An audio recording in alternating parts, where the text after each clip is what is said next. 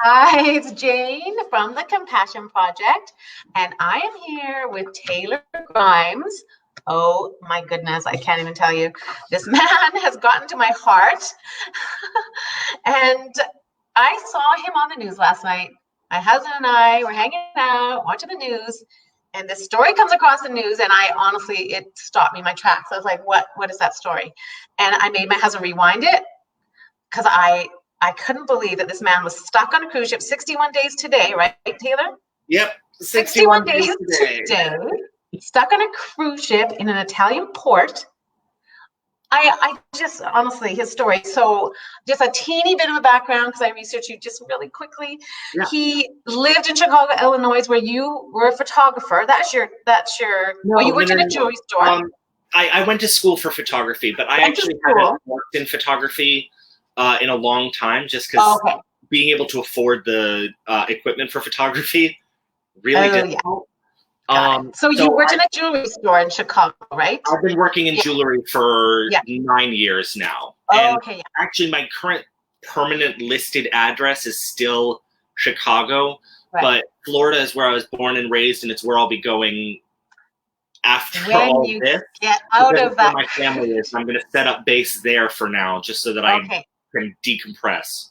Makes sense. Yeah. So he was working at a jewelry store, and then you were hired with a cruise line March 7th, 2019. So just over a year ago. Very close. Very close. We were only 1 week off, but very kudos. Very close. You definitely did your research. Yeah. So so I just have to hear your story because it's just crazy to me. So a year ago, you're on awesome. You got hired. You're living the life, right? Yeah. Did you love it? You must have loved it. And then, tell us what happened. I was super excited. So, like I said before, I've been in jewelry for about 8 to 9 years. I've kind of lost track of that amount of time. I'm very good at it. I've enjoyed it for years. When I went to Chicago, I started working for a small private jewelry design firm. And longest of story short, I was fired for suspect reasons. He gave me a reason, and it is agreed upon by every person that works there that the owner fired me for a reason that he didn't give me. I could never prove the reason why, but we have our suspicions. It sent you on a new path to the cruise line. Yes, basically. I'll be honest. It was like the deal with the devil. As soon as that happened, everything good started happening. I didn't enjoy working there. I was starting to feel really depressed. I was starting to feel really terrible about myself. And as soon as that happened, I got the call that I got approved for my new apartment. I started feeling happier. It was just a lot of great things started happening for me right after that happened. Yeah. But then for about a year, I started working as a private contractor. After working for such a terrible job, I realized I wanted to find a job that really spoke to me. And I realized I didn't care what it took. I would take as long as I needed to find a job that every morning when I woke up, I would be excited to go and do. Yeah. That's what we all want, right? What was that? That's what we all want, to be excited. I know. And love our job. I know. It doesn't seem like I'm asking for a lot there, but it did take a solid year. I went on a lot of interviews. I put out probably 200 or 300 resumes. I turned down 2 jobs. And in the end, because I've been going on cruise ships since I was 12, a couple friends that work on ships suggested, hey, why not try it? They're like, you have the disposition for it. You have the outgoing demeanor.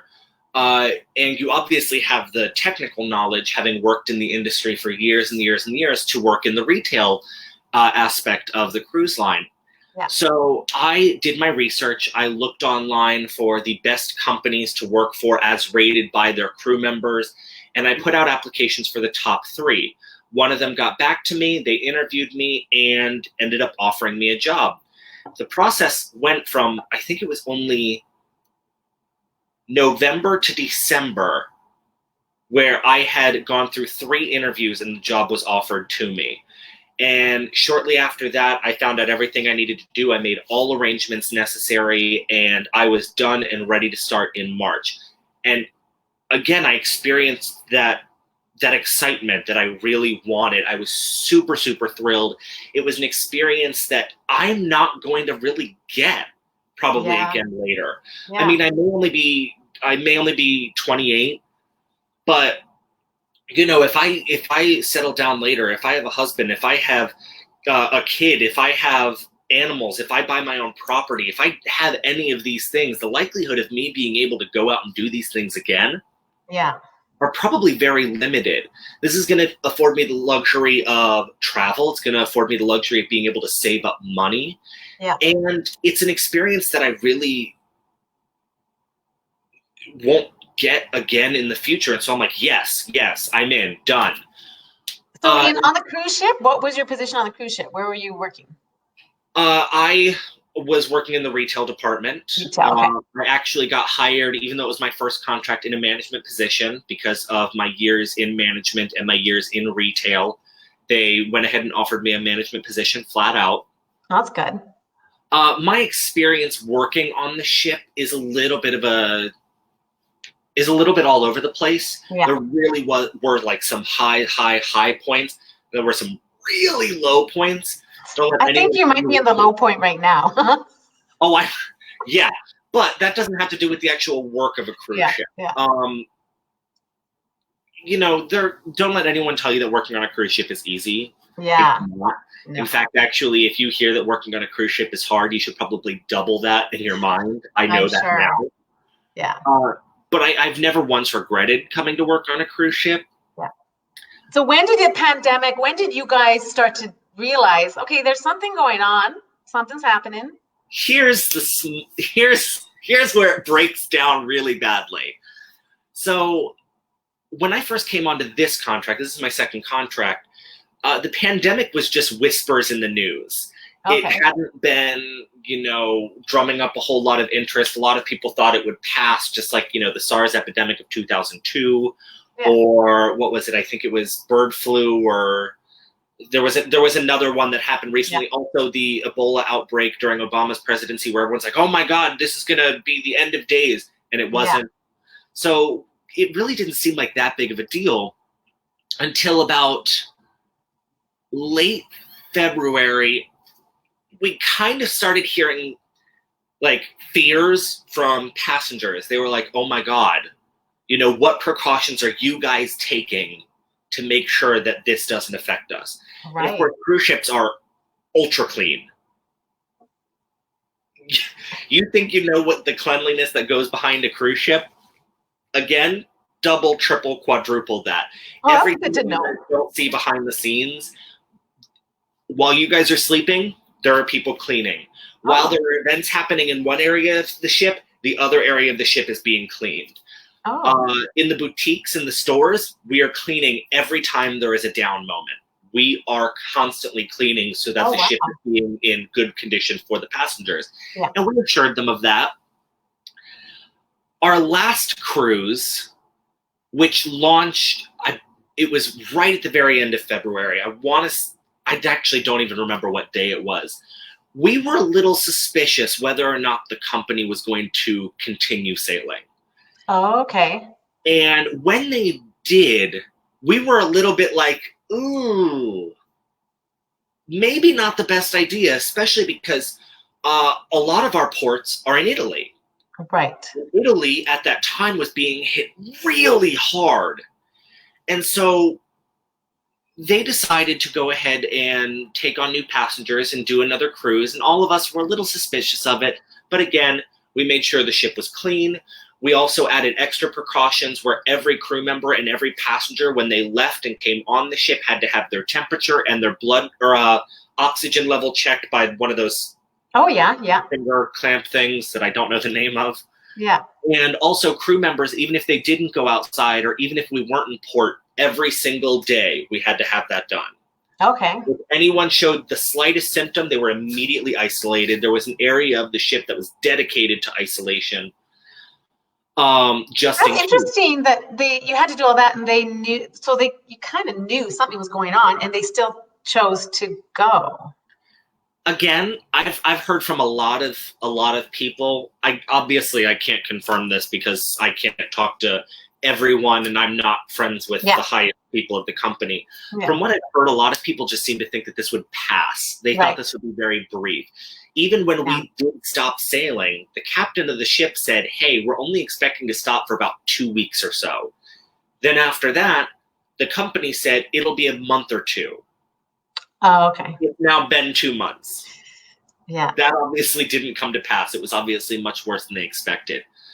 Midway through that last cruise, a wrench was thrown in the itinerary when word came that one of our previous passengers that had just disembarked, their test came back positive after leaving the ship. Oh, now this was a cruise going through the Mediterranean? Yeah, cruise going through the Mediterranean. It was very sudden, and it threw the entire itinerary into upheaval. Some of the ports rejected us. Some our itinerary changed, I think, 4 times in that last cruise because we just were having trouble getting into some of these ports. Sorry, I keep playing with my hair because it's so long. Your hair's great, by the way, just saying. Thank you. You wouldn't be able to tell that it's been 3.5 months since my last haircut. I'm glad you're playing with your hair because I always have trouble with that. I have to don't touch your hair. It's anyway, okay. Yesterday I was wearing a hat because I was like, I just don't feel like even trying. Okay, so you were in the middle. They threw a wrench in it. The cruise itinerary was changed. Yes. And then because of that scare, we were like, we don't think we're going to keep going. But we didn't receive confirmation of that until the day before our last port. Then in the last port, which is in Italy, so, there was a lot of problems, a lot of complications with getting all the passengers off the ship, making sure it was being done safely, making sure everyone was healthy while leaving and that they were arriving to the port safely. We waited around the ship that day. We had a huge meeting with the captain that afternoon where he, like I said, told us that he expected it would only be 2 weeks, maybe, of us not sailing. Okay. During that time, we would have basically free reign of the ship. They would ask us to avoid certain areas of the ship so they could be deeply cleaned and sanitized. The casino was roped off and off limits. All the shops, except for shop employees, were not allowed to be entered. The theater was closed because no shows, so they wanted to make sure that could be cleaned. And so we thought that would be the end of it. We thought we were going to be staying on the ship just for a short amount of time, and then we'd be back up and running again.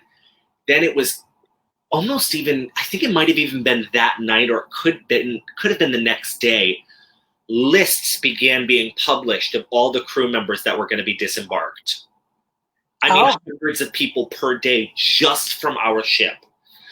They started rushing everyone off the ship, and it was probably best that they did so that more people could have gotten home before the country started closing their borders. Were they all being tested for COVID before they? That's the problem. That's the issue. The company didn't have tests. I don't know if they didn't have access to them. I just know they didn't have them. Even when I first went into isolation, which I'll talk about this in a moment, I wasn't even tested at first. I was put into isolation because of exposure. So when they were sending all the people off the ship, they were being sent off the ship because the company wanted to make sure they were being sent home. But unfortunately, it did then run the risk that people were going to be sent home, possibly with the virus, not knowing that they had it because they were asymptomatic. Right. Which is actually how I end up with it. I completely understand why the company did it. They wanted to get as many people home as possible, seeing now what it's like and the fact that it's impossible to get these people home. Right. They were trying to get people home as quickly as possible. Here's where my problem is.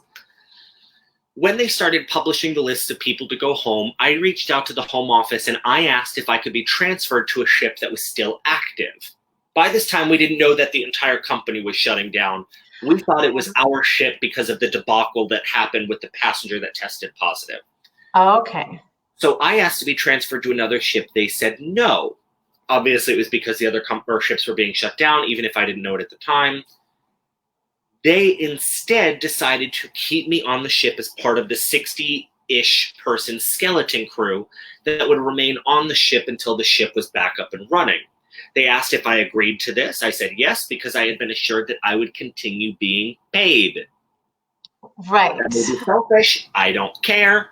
No. I was only 2 months on the contract. I didn't have enough money saved up to go home. My parents offered to, take care of me, but I don't like being that type of burden. They know that, even though they offer constantly. Well, and plus, Taylor, no one knew it was this big. No one knew what was going to happen. There exactly. was no... I thought 2 months on the ship, with only 60 people, fine, whatever. I don't care. I'm still getting paid for it. I'm fine. I can live with that. I would have done the same thing. 60 people may not be the same as isolation. It might have been difficult, but, clearly I've learned I can live with 60 days. Yeah. So I volunteered readily. And it was shortly, I think it was day 5 or 6 after they started disembarking all these people, that the call came in that one of my very, very good friends on the ship tested positive when they arrived home. Oh. And after she tested positive, another friend, and then a coworker, and then another friend, and then another friend. It domino effect really fast. So I volunteered at first to go into isolation. I went up to the doctor on the ship and I said, look, this person tested positive, correct? Because she knew. She said, yes, that person tested positive. They're in good health. And I said, okay, they tested positive. I am very close with that person. I volunteered to go into isolation. She said, let me discuss it with the captain first. Okay. She discussed it with the captain, and me and 4 other people who were very close with this person all ended up in isolation. That was 61 days ago. So you volunteered to go. So I shouldn't laugh. I'm not laughing at you. I'm just like, it's okay. I channel my dark thoughts through humor. I find it's the easiest way for me to get through it, because if I'm depressing other people, it makes me feel worse. If I can make people laugh, great. Yeah, exactly. But 61 days ago, so you went into self-isolation as a small little cabin. Our first day in isolation was in a regular crew cabin. Luckily, it did have a porthole, so we had, at least somewhat of a view. But still, it was a crew cabin. There's no getting around that. For 2 weeks? No. Oh, I apologize. Okay. 61 days now, but originally you thought it was the first day. Okay. Day 2, Captain comes and knocks on our door with the doctor and the nurse saying, hey, you're being relocated to a larger cabin. Okay. I'm fine with that. I'll be honest, I'm 100% certain, based on the way they told us, that it was just for the optics. They wanted it to make it appear as though we are more comfortable, which we were. Yeah.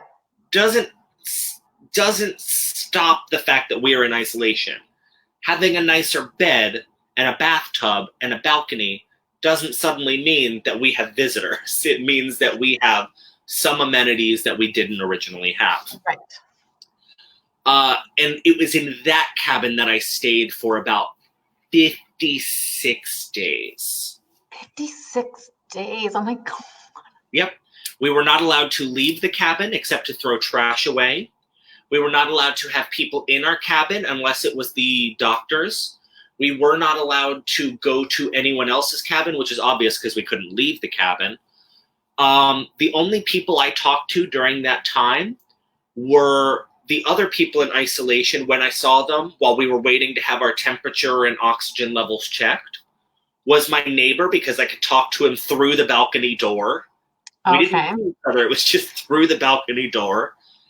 And the doctors. That was it. This has become my best friend. I'm sure it has. I am 28. I am addicted to my phone. But almost every communication I've had, even with other people on the ship, people that were 100 feet away from me. Wow. This is the only way I could communicate with them, because I was not allowed to talk to people face to face except medical staff. That was it. And so, yeah. Honestly, it's the mental side. I mean, you can survive physically, you can survive, you can eat, and you can, but it's the mental game that's gonna, like, I don't even know how, yeah, like seriously. Where was it? Like a week into it, you're like, okay, now this, when were you like, oh my God, I have a funny story about that too. that's So cute. I'm on day, I think it's like 35. Day The 35. the loneliness is difficult. The worst part, the thing that's kind of wreaked the most havoc on both me and my family, is the roller coaster. Yeah. Because I started off positive. I knew I was going to be positive based on all of my friends testing positive. Okay, wait a second, back up. So I want to clarify this. So you had to get tested. Yes, that's right. I did mention I would say this, and I completely glossed over it. So when we first went into isolation, we were told we would be tested within the first couple days, like 2 or 3 days max. We were tested on day 15. Okay.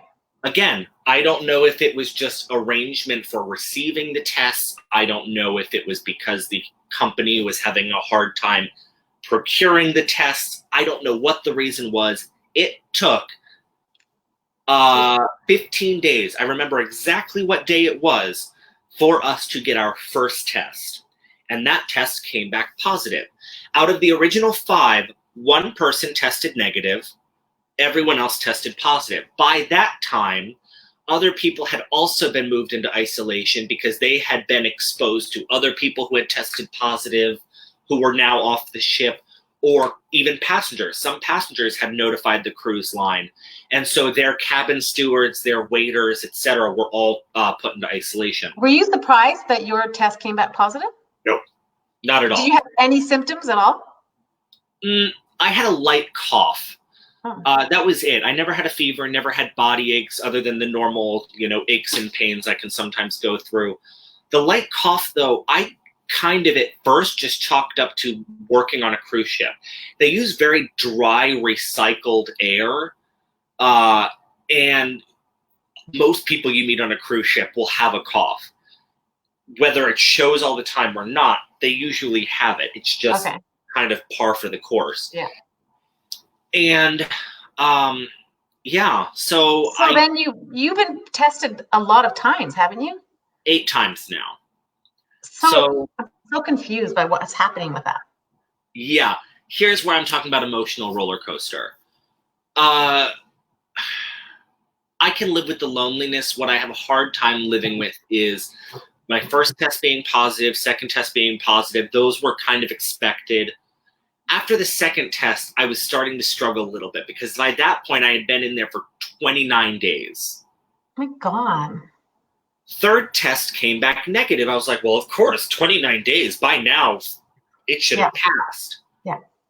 The confirmation test of that negative came back positive. Okay, maybe the negative was wrong. Maybe I, was exposed to it again. Maybe the positive was wrong. Regardless of what the situation was, the company or the Italian government or whoever it was refused to have me retested because it was tests are a commodity right now. And if it's a positive, treat it as a positive. That's the problem. Now, Taylor, is it right that you have to have 2 negatives in a row? Yes. And then you're okay to get go? Both by the government and the port agents who act on behalf of the government and the American government, or at least the airlines, I have to have 2 consecutive negative tests in order for me to go home. Here's where it gets sticky, though, because the tests have an approximated inaccuracy of, I think it's like around 30% or so. That's what I had heard. That may be different. That may not be 100% accurate. That's just what I heard. Yeah. And also, from pretty good experience. So after that positive, they tested me pretty soon after that. It was only about a week later. Yeah, I think it was almost exactly a week later. Okay. They went ahead and tested me again. That test came back negative. Great. That means that last positive was likely a false positive. By now, I should be in the clear. 2 days later, they test again. I have to wait 5 days for the results because it was over a weekend. And then this is Monday. The test comes back positive again. My God. I literally cried. The doctor who has been my champion, has been in my corner for this entire process. I literally could not ask for a better support system on that ship. That's good. Her and the nurse literally pulled me aside and they were like, look, you tested positive. We are going to do everything we can to get you tested. This is wrong. This shouldn't have happened. By that point, I was on day, it was like 54. I looked at them and I said, I'm sorry, I need to leave. And I walked back into my room because, of course, this was out in the hallway because they're not supposed to come into my cabin. I walked back into my room. I closed the door and I broke. I can't even imagine. This was kind of the start of my lowest swing. And it has come from not the loneliness, but from the roller coaster of it. Up and down, yeah. Yeah. But going back, because we kind of got slightly off topic. The funny story is on day around 30 or 35, I started to really struggle. And the nurse on the ship, who ended up becoming a really good friend of mine because he's been such a good support system, tested positive in that first round of tests. So he was put in isolation, I think it was like 18 days after me. And right around, I think it was last Friday, he had called me on my phone in my cabin, and he's like, I'm sorry, because I told you around day 30 or 35 to just, get through this. You'll be fine. I know it's hard, but you'll be okay. Because by that point, he had started to be like, oh my God, how have you dealt with this entire time? He finally realized that once you start getting to around that 5 and 6 week mark, it gets really hard. The days start dragging, days drag, but time seems to start slipping by in huge quantities and you don't even realize it. The days blur together, time loses complete meaning. You start doing the most mundane activities just in an attempt to try and pass the time. He finally understood, and I was very gracious, and I only gave him one I told you so. Because I was like, see, you thought it is so easy to get past this point.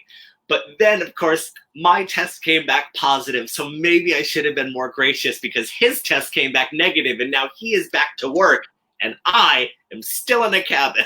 Oh my goodness. So it's 61 days today and you've had 8 tests. And so it went positive, so, positive. After the positive on Monday, this is last Monday? What? This last Monday was the last test you had? Okay. No. My last test I got was on Wednesday. Monday was my last results from the other ship. Oh, okay. Here's where the story gets sticky and where my lowest point was. So after my test results came in Monday, my doctor, my embassy, my parents, and the home office all started pushing to have me immediately retested. Yeah. Because there's no reason I should have tested positive. They were coming onto the ship to test a couple other people, so they agreed to only do a blood test. They were doing the tampon or the swab test for the other people, but not for me. No one could figure out why that was. But the doctor did get the okay, or was told that I would instead go to the hospital the next day for a tampon test. So in the morning, I have to wake up super early. I am getting prepared. I'm getting ready. They put me in a full hazmat suit to go to the hospital. I mean, I have pictures of it. It was hilarious. Okay, so Taylor, are most of the tests done in your cabin? They come to you, they do the test? Every single one of them was done in the cabin. Except they were concerned that it's possible that being in the cabin was contaminating the evidence, or that the lab that it was going through wasn't being cautious enough. So the hospital was a different lab. That's why they went ahead and had me go to the hospital. And put you in full gear, like you had full gear, head to toe. I looked absolutely crazy. I literally looked like I was going into an active war zone military hospital. Oh my God. It was a look. I was wearing double gloves with tape around the gloves. I was wearing full hazmat gear with hood, with mask, and also the stuff that goes around your feet, everything. So I go to the hospital. They tell me I am supposed to get the results in 1 to 2 hours. I was told that. The doctor was told that. The nurse was told that. That is what we were told. It's just me at the hospital. So they take my blood for the second time and they go ahead and do the swab test. And I sit there for 2 hours waiting for the results. After 2 hours, woman comes in, Italian hospital, very few of them speak English. Or sorry, not woman, man. The woman was the one who did the test. Man comes in, says, hey, your results will be ready tomorrow. You can go back to the ship. I was told the results were supposed to be ready today. He goes, they'll be ready tomorrow. No explanation, just they'll be ready tomorrow. I don't really have an argument. I can't argue. So I go ahead and get into the ambulance to go back to the ship. I get text messages from my doctor saying, hey, we're moving you into a new cabin, so hopefully there's no contamination. Hey, we, have your lunch ready for you because I hadn't eaten anything that day. Well, suddenly I'm not paying very good attention. We arrive and I look out the window and we are at the hospital ship that's in the port. Oh. And I don't mean like ship. I mean, it's actually a ferry boat that they have converted into extended stay hospital cabins. Yeah, I've seen that on the news. Yeah, that's where they put you after you had to go to that hospital, that ship? So I talked to the ambulance driver. I said, hey, you're at the wrong ship. He goes, no. And he shows me on the paperwork, it says transfer to hospital ship. And I'm like, no. Here is the note from the doctor saying, I am supposed to be on opera. She is in contact with the captain who says, I am supposed to be on opera. You poor guy. Everyone was told, I am going to opera. Oh, crud, I just said the name of the ship. I apologize. Whatever. And so they immediately call a nurse out. The nurse doesn't speak very good English, so they call another nurse down who does speak English, and they're like, look, this is where you are now. And I said, no. These people who are actually in charge of me and my safety have said, no, I am supposed to be on the other ship. Well, the ambulance driver refused to take me. Oh, and my goodness. To allow me to leave. So I was effectively kidnapped, for want of a better word, but straight up, I was kidnapped and forced to come to here. I'm not upset that I'm here. Really, I'm not. I've said this ad nauseum. If my test had come back positive, they had offered for me to come here, and I was going to volunteer to do so to alleviate the strain on the doctor, the nurse, and the other crew members who are being kept in isolation because there's still positive results on the ship. Well, I am more upset that I was never given an option. I was taken here against my will with no warning and no preparation. Luckily, my bags were packed because, again, I was expecting to move cabins, but I wasn't expecting to have to move ships. So there was still stuff that was sitting around my cabin that needed to be packed. There was stuff that I needed to do before coming over here, and I was never really given the opportunity. The doctor and nurse, who have been amazing, went ahead and packed the last of my stuff for me while on video chat, so I was at least able to see if they missed anything.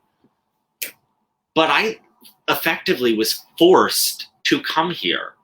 It's total out of control. Like, you're just completely out of control. Yeah, and so after 55 days in a single cabin, I mean, I wasn't happy there, but it was home. I mean, every day I knew what to expect. I knew what was happening. And yeah, you got in a habit there, and became comfort, and now I'm being shuffled around like I'm in a shell game, being told, no, you will go here. No, you don't have a choice in this. No, this is now what is happening. Regardless of what you say. Huh? I said, you poor guy. I just, honestly, no, really, like, how long have you been in this room now? Like 5 days? Or how long have you been I in got that? here Wednesday. Today's Sunday. Yeah, so 4 or 5 days. 4 days. And what is it like? Is it a super tiny little cabin? Do you This have a is basically exactly like what a crew cabin is on a cruise ship. It's small. We have a single bed. The sheets are nothing luxurious. It's just a small shower. Huh? balcony? No, no. We have a porthole.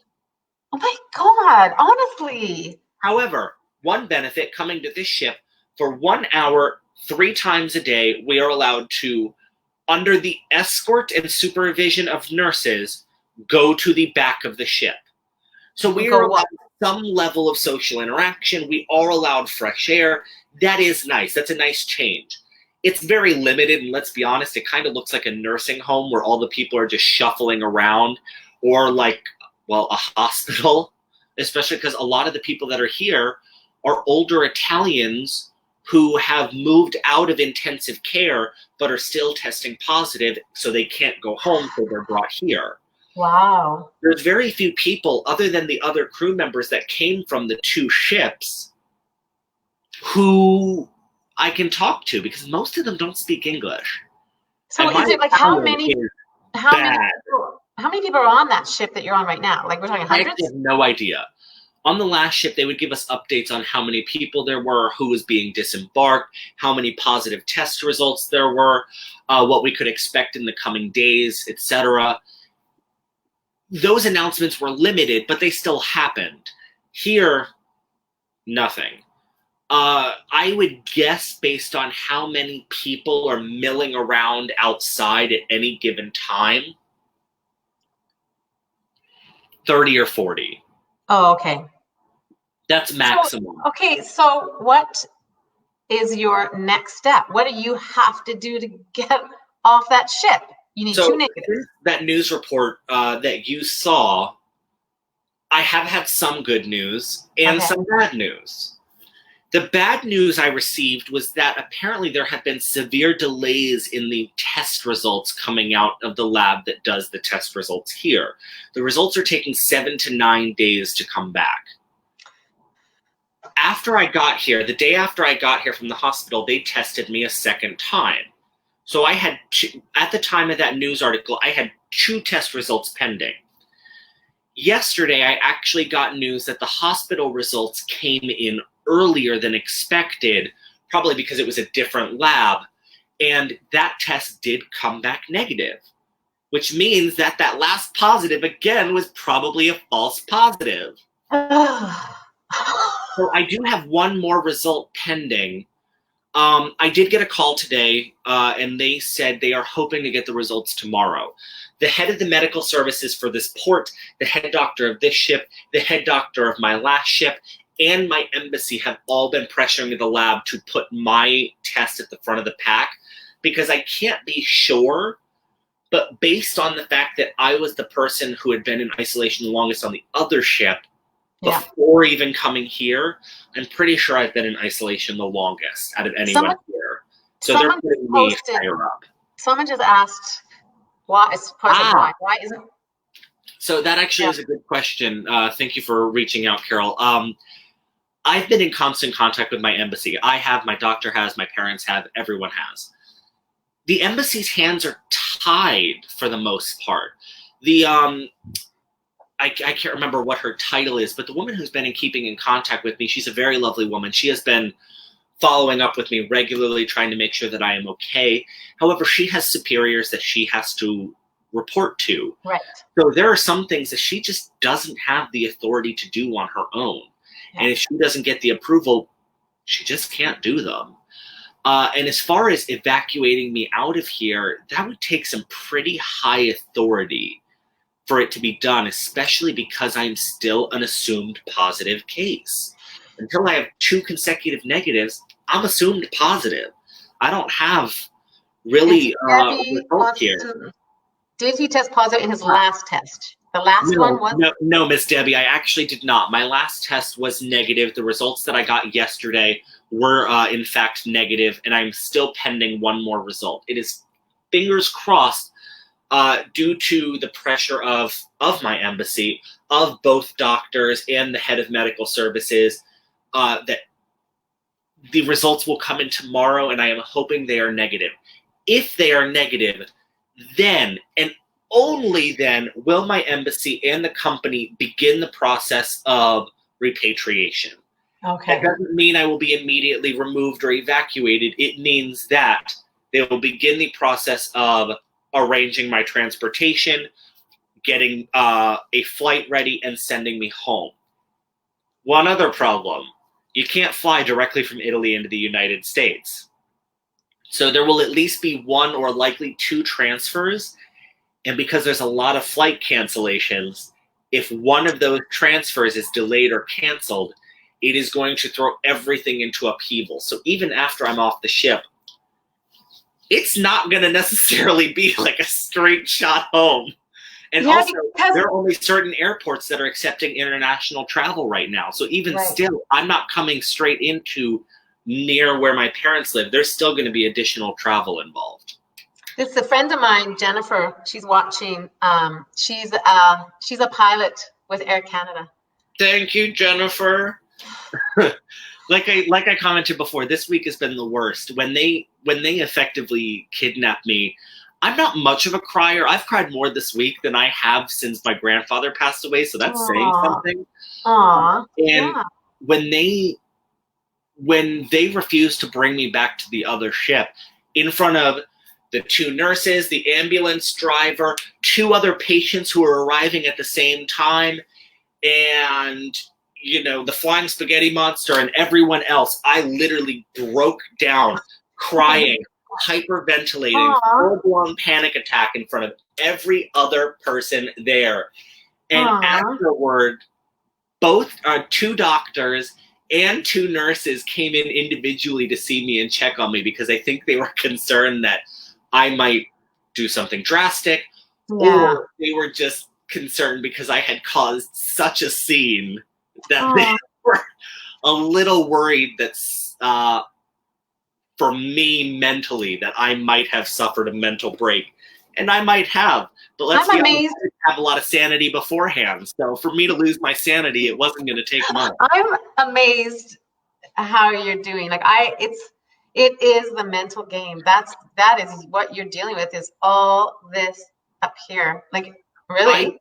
I've said it before, I will say it again, and I honestly cannot say it enough times. My doctor and my nurse on my last ship were a godsend. I have worked with other doctors on ships. And it's not to say that they are bad, it's just they don't have that level of dedication and bedside manner that these two have. They are very nice, but they don't try and relate on that personal level. These two, literally, if they could have done something, they would do it. Aw. They have been amazing. You must My miss parents- them. What was that? You must miss them. I do. They still text me every day and ask how I'm doing, ask if I've gotten my results. And I'm hoping that after I get my second negative, they'll transfer me back to the other ship to await repatriation, Yeah. just so I can see them and say goodbye. I wish I could hug them, but I can't. Yeah. Actually, Um, my sister's on, and she asked, "What a story, Taylor. What is the first thing you're going to do when you're finally released? What are you going to do?" This is going to sound so stupid. No. My mom has already told me when she picks me up from the airport, she is taking me to McDonald's. I was going to say pizza, McDonald's, something. Because we get the same food every day. It's almost like the Stockholm syndrome of food. I've become used to the food, but it's not good. It's hospital food. There's no way around that it is hospital food. Ugh. And so I started having dreams of food. I have fantasized about having my favorite Thai food. I literally just want like 2 or 3 things of large McDonald's French fries just so I can go whole hog and eat until my seams burst. Oh, okay. So many When times you that my are, mom said as soon as she picks me up from the airport, the first McDonald's she finds that's open, she is taking me there. wow, that's awesome. I mean, there are other things I want to do. Like, for instance, I want to go for a bike ride. you can't see it because you're viewing me from here up. I'm not a skinny guy. Me wanting to exercise ever is a miracle. So for me wanting to exercise because of this experience is clearly I'm a different person now than I was at the beginning of it. I want to drink a glass of wine. I want to just sit there and be in the presence of my family. Talking with them isn't important. I talk with them for hours every day. They are one of the few things that has helped me keep my sanity, much like my doctor and my nurse on the other ship. But knowing that I am in their presence, that I am fine, there is no longer, this screen. Right, the physical. You need the physical. I know. Exactly. I miss that social interaction. My dad constantly likes to say that I am a social butterfly. Yeah. I am a very social person. I'm also socially anxious too, which is a weird oxymoron. But I am a very social person. So just being in the presence of people really helps. Yeah. And it's interesting when it's taken away, something like that. You don't think that would be taken away, that you crave it. Immediately. I wasn't expecting there to be preparation. Like I said, I volunteered to do it. I knew it was going to be a necessity for my health and, of course, the health of the people around me. I didn't want to infect other people. I may have been asymptomatic, but that doesn't mean I should keep working because, God forbid, I give that to some of my coworkers. I give that to other people who have families. And what happens if they go home and they end up giving it to someone? I know. I was fine going into isolation. There was really no way of preparing for it. It's just how long it's taken. So long. By now, I would be home eating terrible Domino's pizza while drinking an entire bottle of Sauvignon Blanc, while watching bad movies on a large TV screen in the presence of my parents and their many cats. Really, I'm not asking for much here. That's what you're craving right now, to be in your mom and dad's house with the cats. Just being near people. People are commenting. My friend Jennifer says he needs a hug. Yes, I do. I am a very physical person. I grew up in a household that she needs a hug. He needs a hug. And they are very much huggers. I am very much a hugger. I learned that, from the knee. I am that person. That's one of the reasons why I got this. Even when they were like, hey, you should probably practice social distancing. Me and all my friends are still hugging each other while I learned my lesson the hard way. Yes, I do need a hug. And then another girl said, do you need anything that we could provide? Unfortunately not. My parents have offered endlessly. Like, name something they've offered to try and have it sent to me. Here's the problem. You can't really send packages directly to the cruise ship. You send them to a port agent who then delivers it to me. In fact, this is another problem I want to get to, but I'm an American. I don't have a European SIM card. My phone wasn't working while I was over here. So my parents, well, actually specifically my mother, although my father has also been helpful in offering anything that I may need to provide, but she immediately went on to Amazon in Italy and found me a new SIM card, as well as a couple other things. But it's been very spotty about what does make it to the ship to me. Oh, okay. Now, you can't like the ship Wi-Fi. Ship Wi-Fi? Here is one of the problems I've been having. When this all started to break down, the company was like, we're going to offer you free social media internet. Now, at first that was fine. While we're still working, while we're still able to go to the crew bar and socialize at least somewhat, I'm perfectly fine with just social media. I can live with that. Would I have liked the ability to go on the internet and do, play online games or video chat with people or watch the news or anything like that? Of course I would. Who wouldn't? Yeah. Even when people started being put into isolation, the company never offered anything other than free social media.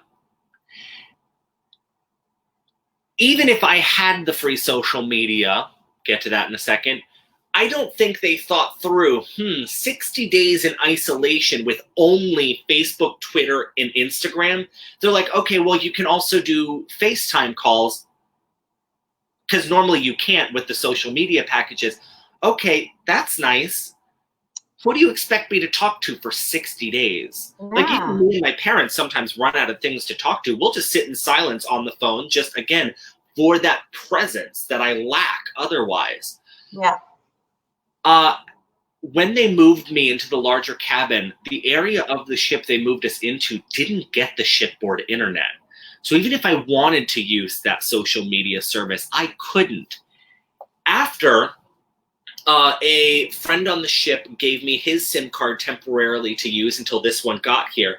And then when we finally got this, between me and my family, mostly my family, we have spent over $420 on internet service just so I could keep in contact. Now, don't worry about it.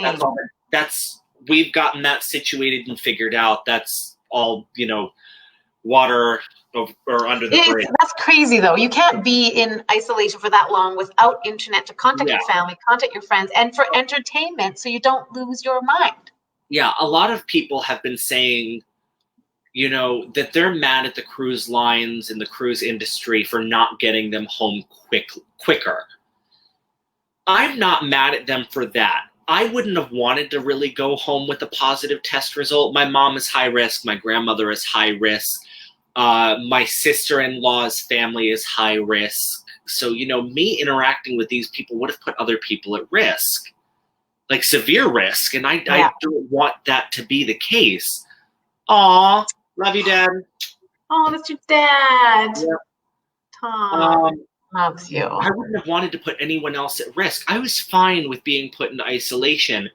And I understand that they don't have control over the governments and their decision to either accept or not accept crew members back home. Yeah. The problem I do have is with three major decisions that the companies, multiple cruise companies, have made during this time. One, they decided to cruise up until governments literally shut them down by saying, you can't go to these ports, you can't do these things. Yeah. The second thing is that the companies decided to stop paying us. Even me, who volunteered to be here because of pay. Oh, no. And I'll get into more of that later. But the third thing is they didn't provide any form of entertainment. They didn't give us internet. They didn't do really anything to keep us occupied during such extended stays. And for those of us that are paying for the internet, are paying to be here. Yeah. We're literally paying to stay on this ship. That's crazy. Come on. And a lot of people have been fixating on me, mostly because I've been very public about my feelings regarding this situation. There are a lot of who have it worse than I do, like a lot worse. There's one crew member on my other ship who passed away because of the virus. Oh. I wasn't close with him. I'm not going to pretend like I knew who this guy was. I'd seen him in passing, but there were people who were close with him. And there are other people who have lost people back home. One of my crewmates, his dad passed away just a couple days ago. He's still stuck on the ship. He will not be able to go to the funeral. Also, that same person has family back home who relies on his income that he gets on the ship. And while they're holding him here and refusing him pay, he can't provide for those people back home. There's also people like the medical staff whose pay was cut. They're still being paid because, of course, they're considered essential.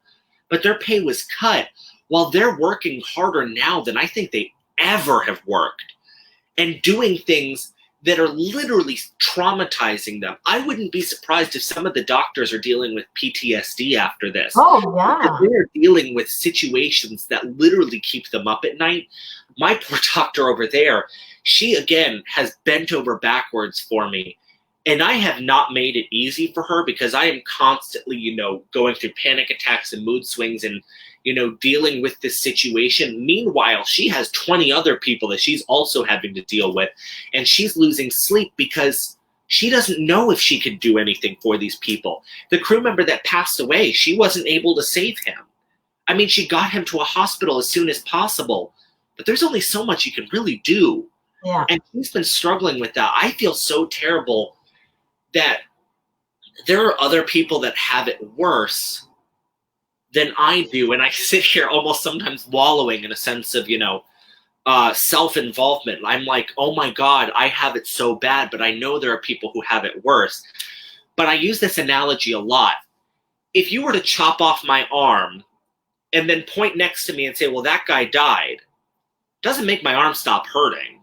Exactly. If anything, it may make me feel worse because I am, so fixated on my pain while there are other people who have it worse. But I think that, like, for a lot of us and in Canada and what we're going through, because we all have our own things. I mean, when you go through stuff, you go through stuff. Like, yeah. But to hear you and your story and what you're going through, and I mean, I live in a nice house. Oh, so there's some things that have changed. It's not it's hard for me to explain how important it is for you to share your story, because we get lost in our own little trivial things. And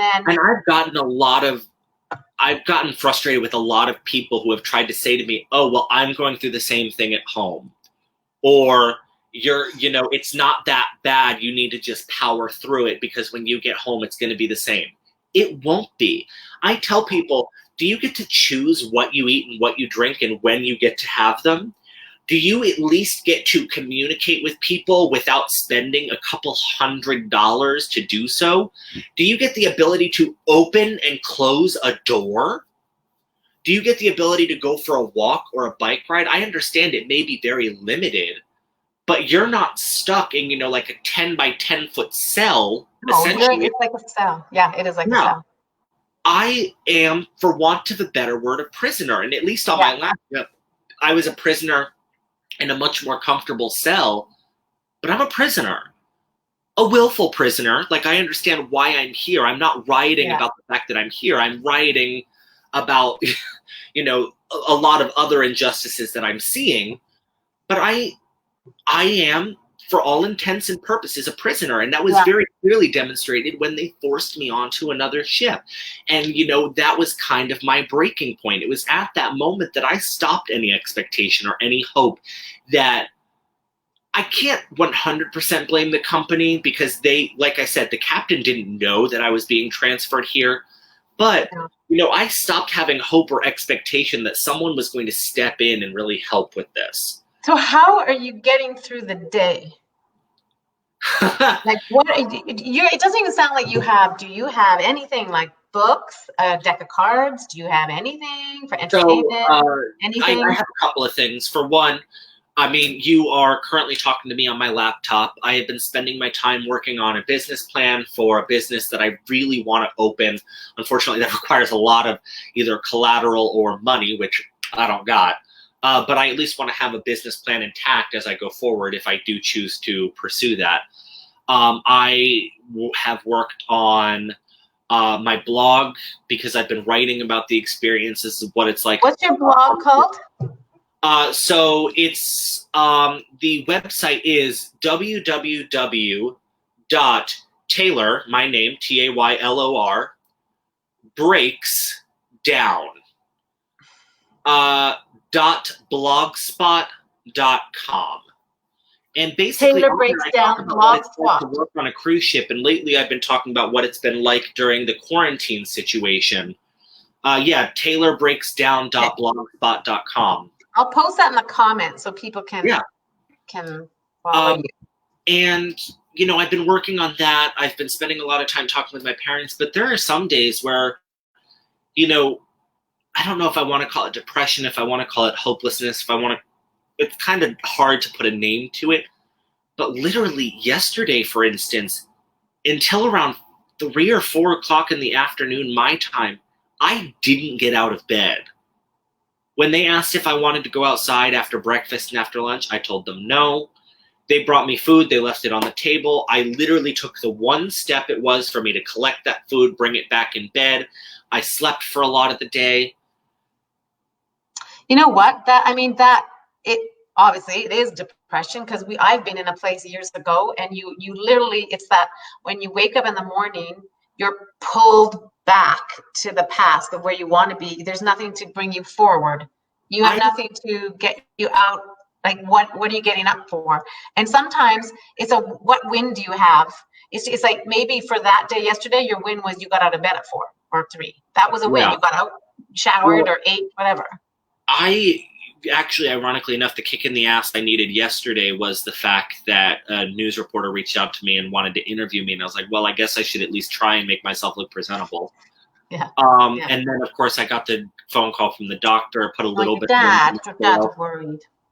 PTSD. Dad, are you talking about me? Or are you talking about other people? or did I say it wrong and you're correcting me? I'm not sure. We'll assume it's one of those. Oh, look, he posted this. Yes, there you go. Oh, we'll get people to follow that. Honestly, I think we probably should finish up because it's been an hour. You and I could talk. Oh my God, it's been an hour. Oh, that's good.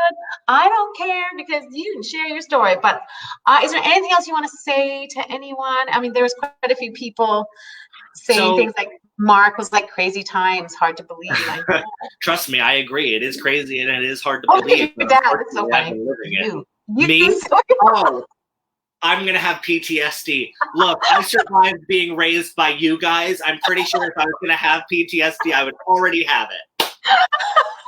I'm just kidding. I love you guys. I love my parents. Again, if it wasn't for, getting out of bed in the morning sometimes is just, talking with my parents. Sometimes I literally will spend hours of my day on the phone just for that sense of presence for someone. Connection. Yeah. Well, you know what? I just want you to know that, I don't know you personally. My heart went out to you when I watched the news last night. I am grateful that you came on and shared your story because all of us, it's something that we know as humans that would be so difficult, and none of us want to be put in a position like you are. And I can't even imagine how hard it is. And I just want you to know that there are people that care. And if you need, it's connection. If even now with me, you can be like, okay, I seriously need someone to talk to. Be like, okay, let's pop on here and have a talk.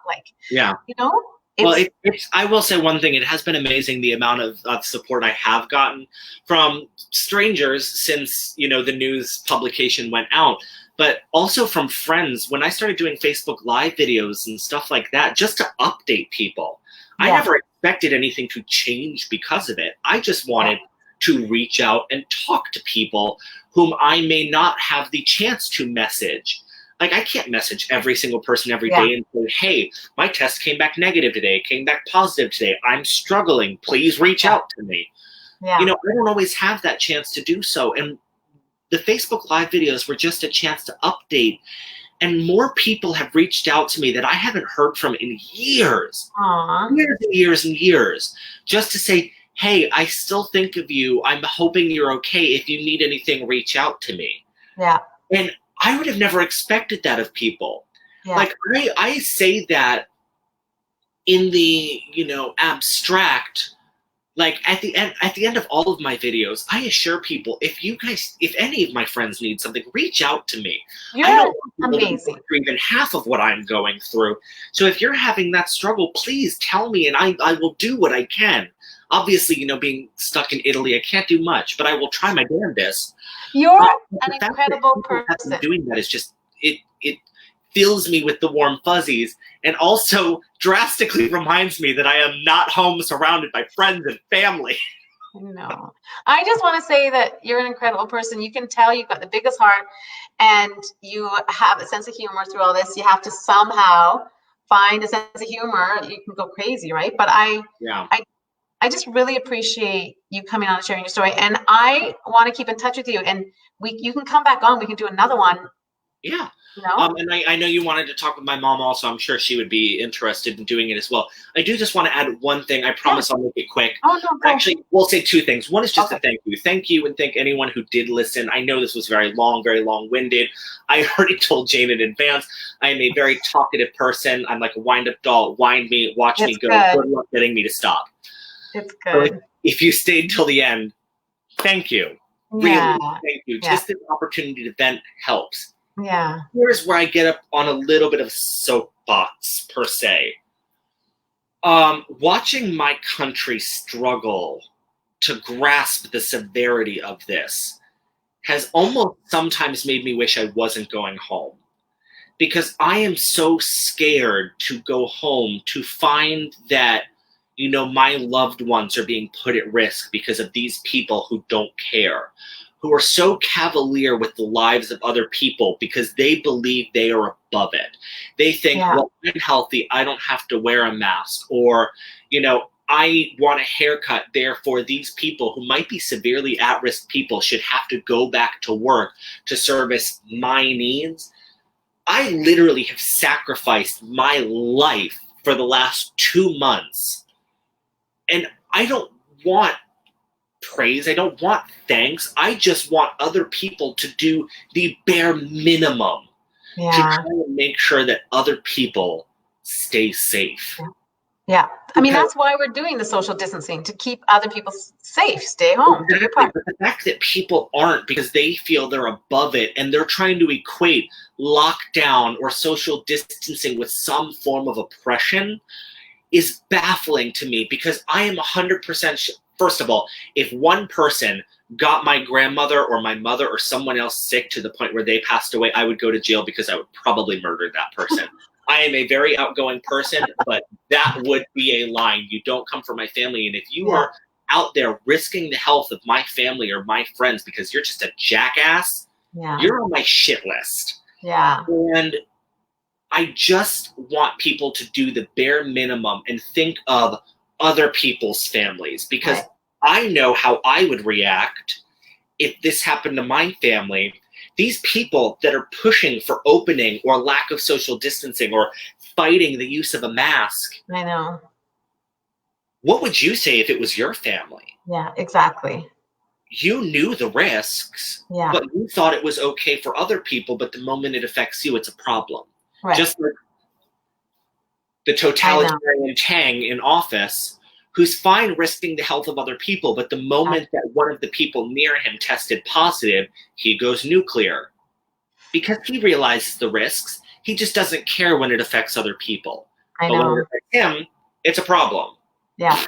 You're right. No, you're 100% right. It's crazy. And all we all can do is do our part.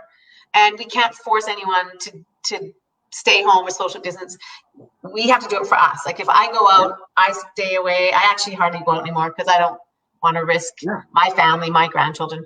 But we can only take care of ourselves.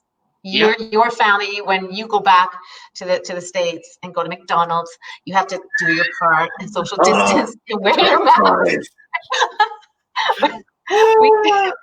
So we're gonna leave it. We're gonna go, but we're gonna say we're all looking forward to seeing you post your live video at McDonald's with your mom. That's what we want to see. But let's keep in touch, and we can do another live. And hopefully, I really hope and pray that the next test is negative, and you can get off the ship. Thank you, and again, thank you for letting me go on my very long rant. No, you're amazing. I'm going to stay in touch with you. You're awesome. Thanks again. Thank you so much. Of course. Thank you. Thank you, guys. Okay, I'm going to sign off, but you can stay on for a minute after we end it. We'll say goodbye to everyone. Bye. Okay, sounds good.